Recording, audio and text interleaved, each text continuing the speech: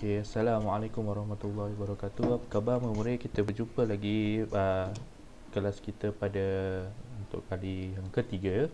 Okay, kita akan sambung sedikit. Kita akan habiskan tajuk khutbah Jumaat, yang mana kita sudah sampai ke muka surat 10 hingga ke sunat khutbah Jumaat. Hari itu kita dah membincangkan. Seterusnya kita akan balik kepada rukun khutbah Jumaat, perkara sunat ketika berkhutbah Jumaat dengan hikmah. Kita habiskan lah tu. Selepas ni Ustaz akan ada bagi sedikit latihan lah berbentuk PDF, mana yang boleh print out dan buat dalam tu. Kalau yang tak boleh, tak apa, kamu salin je. Ya. Okey, kita sambung. Sebelum kita mulakan pembelajaran kita pada hari ini, sama-sama kita baca doa. Bismillahirrahmanirrahim. Bismillahirrahmanirrahim. Allahumma aftah alaina hikmataka wanshur alaina min khazaini rahmatika ya arhamar rahimin. Rabbi shrah li sadri wa yassir li amri wahlul 'uqdatam min lisani yafqahu qawli. Rabbi zidna ilman warzuqna fahman birahmatika ya arhamar rahimin walhamdulillahi rabbil alamin. Okey, boleh ya. Okey, seterusnya kita sambung kepada rukun khutbah Jumaat. Rukun khutbah Jumaat, apakah yang ada dalam rukun Jumaat? Macam sebelum ni, rukun solat Jumaat berkaitan apa yang di dalam solat tu. Ada apa? Ada niat, betul tak? Itu dinamakan rukun niat, takbiratul ihram. Kalau khutbah Jumaat, apakah yang kena ada dalam isi kandungan khutbah tu, kandungan yang dibaca oleh imam tu? Okey, apa yang pertama? Yang pertama, mestilah dia memuji Allah dalam khutbah pertama. Ayat ni penting ya, memuji Allah. Apa ayat memuji Allah? Alhamdulillah, kan? Segala puji bagi Allah. Itu Alhamdulillahil qail. Siapa pernah sembahyang Jumaat, dia bila dengar khutbah, dia akan tahu ayat tu, memuji Allah. Mesti dia kena mulakan dengan ayat Alhamdulillah pada khutbah. Terusnya, kedua,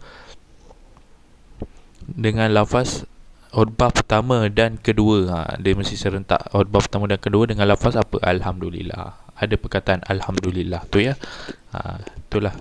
Itulah perkataan memuji Allah. Alhamdulillah ni apa maksudnya? Memuji segala puji bagi Allah. Okey, nombor 2, kita membaca selawat ke atas Nabi Muhammad.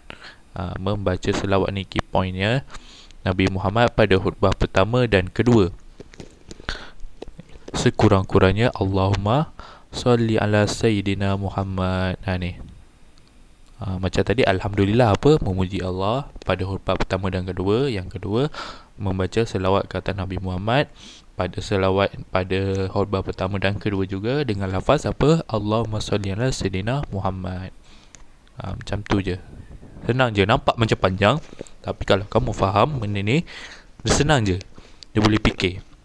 Yang pertama, dia mesti ada lafaz memuji Allah. Apa dia? Alhamdulillah. Lepas tu mesti ada selawat ke atas Nabi Muhammad. Allahumma salli ala Sayyidina Muhammad. Pada khutbah apa? Berapa? Pertama dan kedua. Kamu buat macam tu. Semua sama. Nampak macam panjang, tapi sebenarnya kalau kita faham, insyaAllah senang. Okey, seterusnya yang ketiga, memberi peringatan supaya bertakwa kepada khutbah pertama dan kedua. Okey, memberi peringatan supaya bertakwa. Ni pun dah okey dah kalau kamu buat. Beri peringatan supaya bertakwa.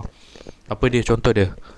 Ittaqullah. Bertakwalah kamu kepada Allah. Itulah ayat dia. Tapi kalau dia tanya rukun khutbah Jumaat, kamu nak jawab apa? Jawab simple-simple boleh, asalkan kamu faham. Yang pertama, mesti memuji Allah dengan lafaz Alhamdulillah. Yang pertama. Yang kedua, membaca selawat ke atas Nabi dengan lafaz Allahumma salli ala Sayyidina Muhammad. Yang ketiga, memberi peringatan bertakwa kepada Allah. Macam tu je. Okey, nombor 4, membaca satu ayat Al-Quran dengan sempurna sama ada dalam khutbah pertama dan kedua. Ni biasalah.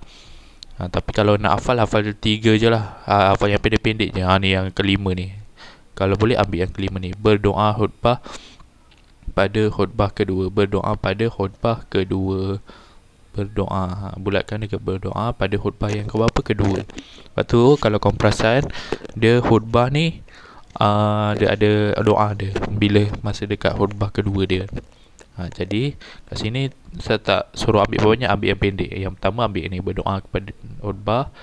Lepas tu ambil dekat atas ni, memuji Allah. Nombor satu dengan dua. Ya, ambil nombor satu dengan dua, memuji Allah dengan lafaz Alhamdulillah. Nombor dua, baca salawat ke atas Nabi Muhammad. Lepas tu yang ketiga berdoa. Simple je. Ambil mana yang mudah. Alhamdulillah. Okay, saya harap kamu tengok video ni sampai habis. Kalau nak ni macam mana laju pun tak apa, tapi asalkan kamu tengok. Sebab kita dalam kelas kita belajar ya. Okey, seterusnya kita balik kepada perkara sunat ketika berhubah. Apakah perkara sunat? Kalau macam solat Jumaat, perkara sunat apa? Bersedekah, makan wangi-wangian. Kalau khutbah ni apa? Khotib ni apa? Orang yang membaca khutbah di atas mimbar. Dia mesti di atas mimbar atau tempat tinggi. Tu perkara sunat. Orang yang baca khutbah tu dia mesti kena duduk dekat mimbar. Mimbar ni yang kalau kamu perasan dia tempat dia tinggi.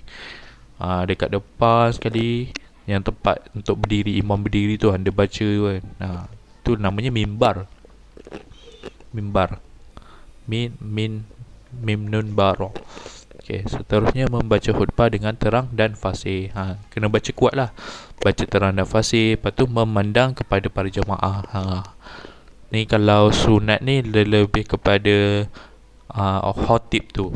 Khotib tu mesti kena buat apa? Perkara sunat. Baca kena kuat, terang dan fasih. Lepas tu berdiri di atas mimbar. Lepas tu kena memandang para jemaah. Itu adalah perkara sunat. Okey, seterusnya memberi salam sebelum berkhutbah kan. Sebelum nak berkhutbah tu dia mesti bagi salam. Itu adalah perkara sunat. Assalamualaikum warahmatullahi wabarakatuh.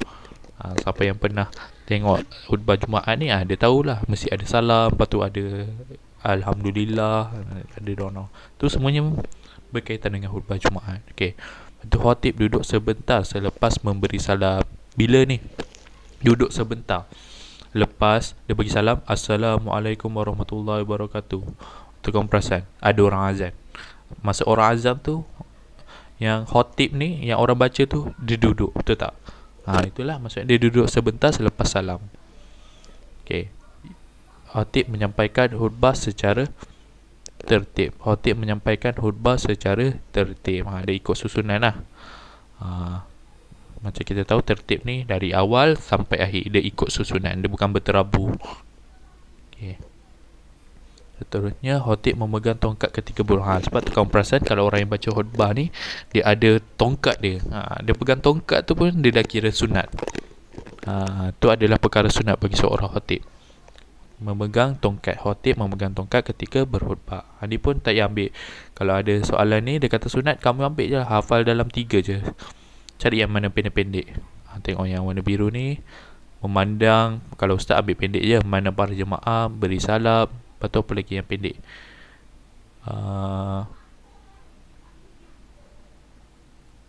Membaca khutbah dengan terang dan fasih. Macam tu je. Pegang tongkat ke, tak payah hafal banyak. Paling kurang 4 atau 3 okey lah. Yang lain ni just kamu faham je. Okey, seterusnya hikmah khutbah Jumaat. Hikmah ni apa? Hikmah ni adalah kebaikan. Apakah hikmah? Apakah kebaikan? Apakah manfaat? Apakah faedah yang kita dapat dalam khutbah Jumaat? Yang pertama, kita tengok dapat meningkatkan keyakinan terhadap syariat Allah, dapat menambahkan ketakwaan kepada Allah, dapat nasihat dan pengajaran pada isi khutbah, dapat mengetahui hal ehwal semasa. Ni pun hafal 3 atau 2. 3 lah, 3. Dapat menambahkan keimanan ke, kamu jawab kan? Boleh menambahkan ketakwaan. Lepas tu dapat mengetahui hal ehwal semasa kan. Sebab apa? Khutbah ni dia berkaitan dengan hal ehwal semasa ni. Dia akan menceritakan kan, dia akan menceritakan pasal COVID ni lah, apa semua berkaitan lah. Tapi dalam khutbah tu berbentuk nasihat. Adalah sedikit nasihat dia apa ke. Itulah sebab tu kita kena wajib dengan khutbah. Okey, kita dah habis. Okey, sekarang ni kita buat latihan. Okey, Ustaz akan tunjukkan. Untuk pelajaran pertama yang kita buat hari tu, solat Jumaat kan. Ustaz harap kamu tengoklah video Ustaz yang sebelum-sebelum ni, pelajaran pertama, pelajaran kedua tu. Okay, sebab kalau kamu tengok tu, kamu faham, kamu senang buat ni. Tak apa, tak pun. Okay, kita buat sama-sama. Allah silap.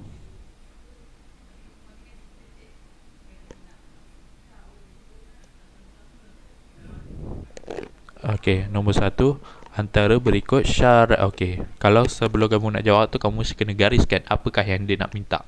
Syarat wajib solat Jumaat. Okey, kalau syarat wajib, macam sebelum ni Ustaz dah ceritakan, syarat wajib ni mesti berkaitan dengan orang tu kan. Betul tak?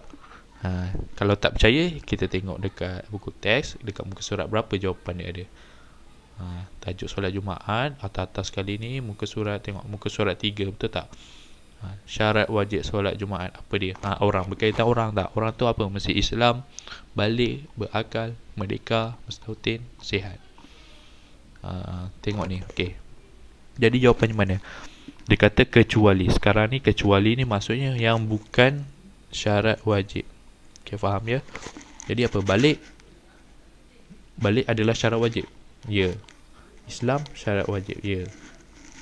Merdeka syarat wajib. Jadi manakah yang tak ni? Okey, jawapannya jim. Niat. Niat ni apa? Niat bukan syarat wajib solat Jumaat. Niat adalah rukun.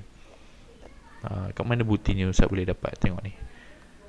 Kat muka surat 4. Tengok ni. Rukun. Nampak? Niat ni dalam rukun. Sebab tu kamu kena faham kau nak senang dan jawab. Okey ya. Kalau berkaitan syarat wajib, berkaitan diri orang tu. Kan Ustaz sebelum ni pernah lukis orang. Kan? Orang pakai kopiah, pakai songkok, muka senyum. Sebab apa? Orang Islam, apa dia punya ni? Songkok, betul tak? Dia punya simbol dia. Lepas tu orang balik, lepas tu mesti orang dia senyum. Mesti orang yang sihat, mesti orang yang berakal. Kan? Okey, seterusnya kita beralih kepada nombor 2. Ni kamu jawab sendirilah, cari dekat buku teks tu, jawapan dia ada. Pilih pernyataan. Cara nak jawab kamu mesti macam ni. Apa yang dia minta? Syarat sah solat Jumaat. Syarat sah lain pula kan. Tadi syarat wajib berkaitan orang, syarat sah ni berkaitan luar daripada solat Jumaat tu. Contoh berkaitan dengan apa? Waktu dia ke kan. Okey, tengok nombor 1, membaca Al-Fatihah. Baca Al-Fatihah ni syarat sah ke? Baca Al-Fatihah ni adalah rukun. Rukun ni apa? Perkara yang di dalam solat tu. Mesti ada ni, baca Fatihah, takbiratul ihram itu. Jadi penyataan baca Al-Fatihah ni adalah salah. Pangkah awal-awal. Okey, tengok didirikan pada waktu zuhur. Didirikan pada waktu zuhur ni syarat sah. Jadi tanda betul. Takbiratul ihram. Takbiratul ihram ni syarat sah ke? Kan? Syarat bukan syarat, apa dia, rukun. Sebab apa? Takbiratul ihram ni yang Allahu Akbar tu kan. Itu di dalam solat. Sekarang ni kalau berkaitan syarat sah, berkaitan luar solat. Berkaitan waktu ke, waktu dilakukan waktu zuhur, lepas tu mesti 40 orang lelaki, lepas tu apa lagi, macam-macam lah. Okey, boleh. Jadi bukan ni. Okey, mandi sebelum pergi masjid. Mandi sebelum pergi masjid ni adalah perkara sunat. Jadi dia bukan. Jadi mana jawapan dia? Jawapan dia ya. Ustaz nak kamu jawab macam tu. Sebab siapa yang faham dia senang jawab. Okey, rukun solat Jumaat ada berapa? Ni adalah ni rujuk dalam buku teks lah. Membersih, nombor 4, membersih dan memotong kuku tangan dan kaki. Bersih memotong tangan dan kaki adalah berkaitan tentang apa? Membersih. Kita potong kuku pasal hari Jumaat adalah perkara apa? Sunat Jumaat, rukun solat Jumaat, pengertian atau syarat wajib. Mestilah sunat kan, benda yang baik, benda yang elok kita buat dapat pahala, itu adalah perkara sunat. Jadi jawapannya C. Okey, boleh. Okey, tak apa, yang ni tak payah buat. Ni just tengok je video Ustaz. Yang buat nanti yang kertas subjektif tu. Okey, boleh. Okey, seterusnya nombor 5, lengkapkan penyataan hikmah solat Jumaat berikut. Hikmah ni apa? Ha, penyataan hikmah solat Jumaat apa dia? Melatih taat kepada, ada dalam buku teks jawapan dia. Mana kita nak cari?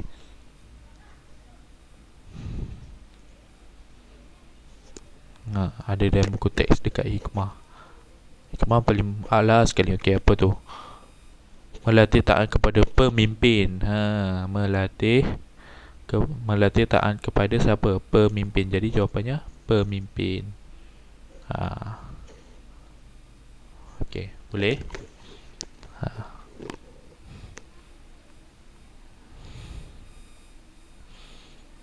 Okey, seterusnya yang nombor 2 ni kamu kena buat lah. Kena buat, lepas tu dah hantar. Yang muka surat 1 tu tak payah hantar, just tengok je video kita buat tu. Yang hantar kan kamu nak salin semua kan. Salin yang ni je, yang soalan subjektif macam ni. Pengertian solat Jumaat kat mana. Pengertian solat Jumaat ni ada dekat muka surat.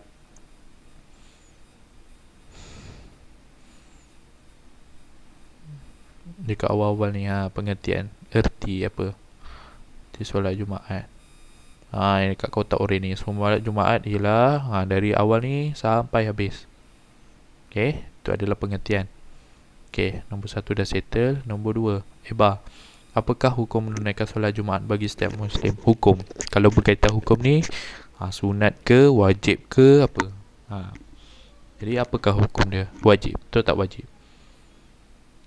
Kamu cari lah, kat mana kita boleh nak cari hukum dia wajib?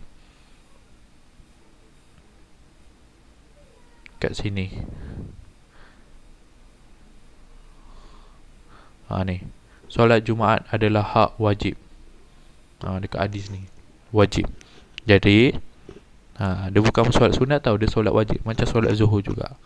Sebab tu lelaki ni dia kena pergi solat Jumaat wajib. Okey, boleh faham? Okey, saya tak nak tulis jawapan, biar kamu buat sendiri. Tak just kita bincangkan je. Okey, senaraikan 3 syarat wajib. Okey, syarat wajib. Kalau wajib, kita ada 2 syarat kan. Yang pertama syarat wajib dengan syarat sah. Okey, kalau syarat wajib ni berkaitan orang. Orang tu mesti apa? Islam, balik, berakal. Itulah jawapannya. Okey, boleh? Kalau syarat sah pula berkaitan luar solat kan, mesti didirikan di mana? Di masjid. Lepas tu berapa orang? Sekurang-kurangnya berapa orang? 40 orang lelaki. Lepas tu didirikan waktu bila? Didirikan pada waktu Zuhur. Itu syarat sah. Betul tak? Cuba kita tengok. Dekat ada dekat muka surat. Ni syarat wajib ni, kat kotak hijau ni. Kan betul, didirikan pada waktu Zuhur, dia dilalui dengan khutbah, didirikan di tempat yang ditetapkan. Okey, boleh tulis 4 rukun. Kalau rukun berkaitan dalam solat. Dalam solat tu apa? Mesti niat, baca Al-Fatihah. Itulah. Okey, seterusnya khutbah Jumaat.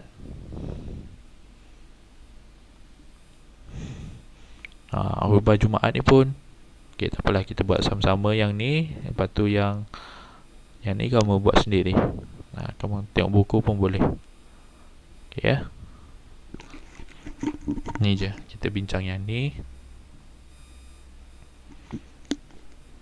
Khutbah ialah syarahan yang mengandungi apa? Syarahan ni ucapan lah kan, apa yang orang tu cakap. Ada apa? Yang pertama nasihat, yang hasutan, hinaan di pelajaran. Apa jawapan yang paling sesuai? Mengandungi nasihat. Jadi jawapan dia alif. Okey.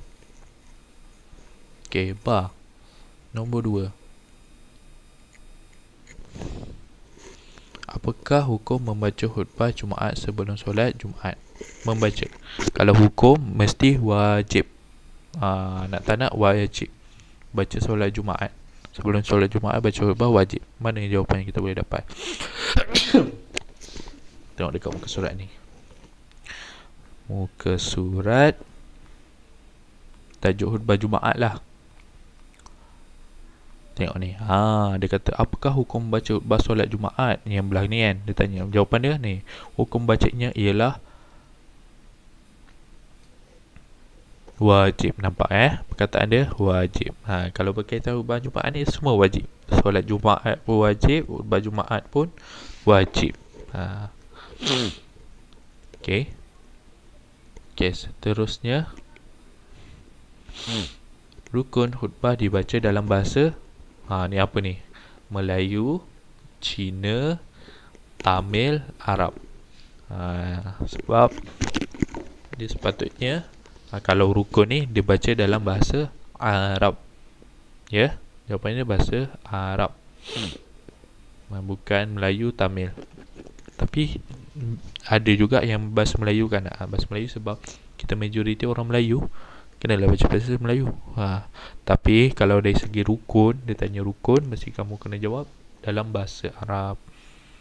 Okey, boleh. Pernyataan di bawah berkaitan tentang perkara sunat ketika berkhutbah kecuali apa? Okey, dia nak kamu kena gariskan apa yang dia nak. Dia bawa berkaitan tentang perkara-perkara sunat. Yang bawah ni semua perkara sunat. Sekarang dia nak bukan yang perkara sunat. Apakah dia? Okey. Memandang kepada para jemaah. Sunat? Ya, sunat. Betul. Khutbah memberi salam sebelum khutbah. Perkara sunat. Khutbah disampaikan pada waktu Zuhur. Sunat ke? Okey, catat pasti. Kita terus je. Membaca khutbah dengan terang dan fasih. Ini sunat. Jadi mana yang bukan sunat? Yang ni disampaikan pada waktu Zuhur ni, ini adalah syarat sah. Dia bukan sunat. Kalau kamu faham berkaitan perkara sunat ni, dibuat benda tu mesti macam elok lah. Baca terang, lepas tu mesti berdiri, lepas tu duduk kan. Kalau khutbah disampaikan pada waktu Zuhur ni berkaitan luar daripada khutbah tu apa. Itulah syarat sah. Okey, jadi jawapannya jim. Bulatkan jim. Okey. Seterusnya 5. Dapat menambahkan ketakwaan kepada Allah adalah berkaitan apa? Dapat menambah ni mesti berkaitan dengan hikmah. Hikmah ni apa? Kebaikan. Jadi jawapannya jim. Nombor 5, dapat menambahkan ketakwaan kepada Allah. Okey. Yang ni perkara sunat ni lengkap kan. Bukan boleh buat ni lah. Tengok buku perkara sunat. Hikmah ni kebaikan. Okey. Ni lorekan. Ni perkara sunat. Otik mendaklah seorang apa, lelaki ke perempuan. Okey. Hikmah khutbah Jumaat. Okey, Ustaz dah terang tadi. Hukum baca khutbah apa? Wajib. Berkaitan Jumaat ni mesti wajib. Khutbah Jumaat, solat Jumaat wajib.